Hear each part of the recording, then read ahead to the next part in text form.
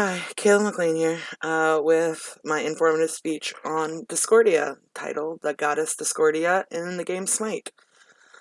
Eris, the Greek Goddess of Strife, also known by gamers worldwide as Discordia, is a beautiful fairy-looking goddess. The lore states that Rome was not built in a day, it was built from a plan for one goddess to reinvent herself, and all with one apple, according to SmiteFire.com. For those of you who do not know, Smite is an online battle arena game in which you choose between 100 to 117 gods to play, each with their own lore, story, history, and heritage. Most of all, they have their own strengths and their own weaknesses. They benefit differently from different builds. There are a million different combinations of gods and builds and items that you can buy. Today I'm going to share with you Discordia's passive ability, and then we'll discuss her other abilities, and then finally we're going to end with her ultimate ability, which is her big power move. To start, I should mention that Discordia is a mage, meaning that she uses magic to damage her opponents. Her basic attack, which is her just regular attack that doesn't use any of her mana or anything like that, is 34 damage plus 20% of whatever her magical power is based on her build, according to smite.gamepedia.com. That's just her basic attack. Imagine only having 600 health when you start and getting hit with 10 of her basic attacks. Your health just melts. Then we move on to her passive, which is, in true goddess lore, her comparing herself to others. The contest of the gods is what it's called. She compares her damage to her team, and whomever has the highest player damage gets an extra damage buff. This buff is based on Discordia's level and her power. In fact, if the top damage dealer is also a magic dealer, they do more damage. So if the magic dealer is the top dealer, they get an additional 10 magic power plus 3 magic damage per Discordia's level. But if they're a physical dealer, then they get an additional 5 physical power plus 2 per Discordia's level, so they get less. Then we're going to move on to her regular abilities, which she gets 3. They use mana based on their level and how much damage they do. She's got her first one, which is called Unruly Magic. This is one of her most powerful ones. A lot of people say she is overpowered because if she's built correctly, she is very strong. This ability is where she throws a star-shaped orb. It separates into 6 smaller orbs and fires in all directions.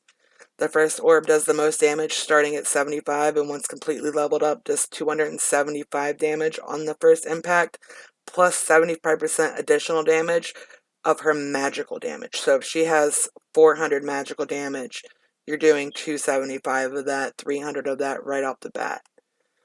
While the mini orbs do less damage, they are smaller and do cool amounts of damage because they bounce and spread out, which is really cool. So they do only do 10% additional magic power damage and only top out at 60, but it's cool because you have a wider range.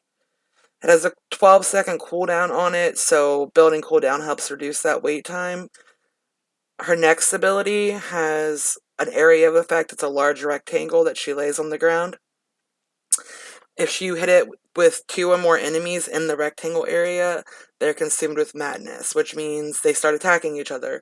So they instantly take 60 to 220 damage based on the level that you have this ability up to. And they take an additional 10 to 50 damage for each hit they take from a teammate, which is really cool. This ability is extremely fun to throw down in the middle of like a team fight when the whole team is in one spot and they start fighting each other. It's really interesting to watch. Discordia has a third ability, which is called Erratic Behavior, and it's a leap. This is extremely useful in escape situations, as not only does she leap, she creates an area of confusion around herself where she lands, so for 5 seconds she's invisible if she stays in that circle. Her cooldowns are reduced, she gets a speed buff. Imagine being in a fight and then all of a sudden this beautiful fairy just jumped left and leaves a pretty purple cloud, and somewhere in there she's just hanging out, but you don't know where. It's annoying, right? Finally, we have her ultimate, the ultimate move. She throws her golden apple at her enemy.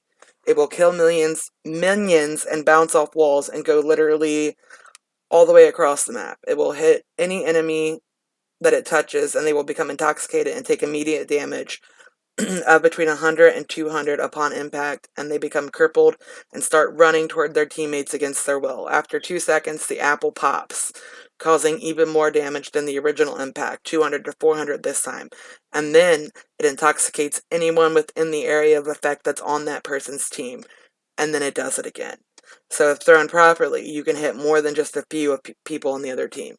So ultimately, she has some awesome abilities.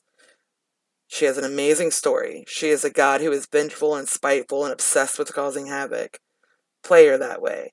And if you're gonna play her, always start her build off with the Rod of Tahiti. All of her damage is based on percentage of her magical power. And you want that magic damage. I promise.